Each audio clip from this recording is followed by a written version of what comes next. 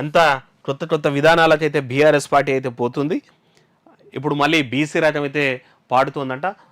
పాలించిన 10 ఏండ్లు బీసీలు గుర్తుకు రాలేదు, కానీ మళ్ళీ ఇప్పుడు ఓడిపోయిన తర్వాత బీసీలు గుర్తుకొస్తున్నారు అన్నటువంటిది కూడా చాలామంది విమర్శిస్తున్నటువంటి మాట. అయితే మొన్న ఆ పార్టీకి వచ్చినటువంటి 39 సీట్లలో బీసీలే అత్యధిక శాతం బీఆర్ఎస్ సైడ్ ఉన్నారన్నటువంటిది వాళ్ళ ఇంటర్నల్ రిపోర్ట్ అయితే చెప్తోందంట. బీసీలందరూ కూడా బీఆర్ఎస్ సైడే ఉన్నారు. అట్లాంటి పరిస్థితుల్లో బీసీలను నెత్తిన పెట్టుకుందామని ఇప్పుడు కళ్ళు తెరిచినట్టున్నారు. అంటే పార్టీ ఫిరాయింపులైనా సరే, బీసీ రాజమైనా సరే, అవన్నీ కూడా ఓడిపోయిన తర్వాత ఇదంతా కనిపిస్తోంది బీఆర్ఎస్ పార్టీకి.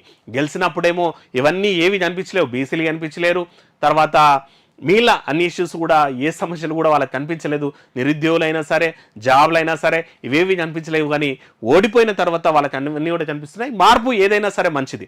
ఎందుకంటే ఒక్కసారి మన తలకెక్కినటువంటి గర్వం కిందికి దిగితేనే సరే, మనకు ఓ సామెత అంటారు కదా, నీవెప్పుడైతే నేను మోతిబారినని ఫీల్ అవుతావో ఆ రోజు ఒకసారి శ్మశానం వైపు చూడు అని చెప్తుంటారు. అంటే నువ్వు ఎంత మోతిబారైనా సరే చివరికి ఆడిపోతే నీకు ఏముండదు, ఎంపటి ఏం రాదు అనేటువంటిది అర్థమవుతుంది కదా. అట్లా ఎన్నిసార్లు గెలుచుకుంటూ పోతే గర్వం అనేది తలెత్తుతుంది, ఒకసారి ఓడిపోతే భూమి అనేటువంటిది కనిపిస్తుంది. కాబట్టి ఈసారి వాళ్ళకి అవన్నీ గుర్తొచ్చినట్టున్నాయి.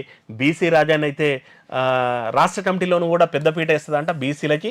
ఇక అన్ని స్థాయిలో బీసీలకి మంచి పదవులు ఇచ్చేసి మళ్ళా 2028 లక్ష్యంగా బీఆర్ఎస్ ఇప్పటి నుంచే ప్రణాళికలు కూడా రూపొందించేటట్టు అయితే కనిపిస్తోంది. దీంతోపాటు బీఆర్ఎస్ అధినేత చిన్న అధినేత పాదయాత్ర కూడా చేసేందుకు కూడా ప్రయత్నం చేస్తున్నాడంట. ఇక బీఆర్ఎస్ను టీఆర్ఎస్ కూడా మారుస్తారంట.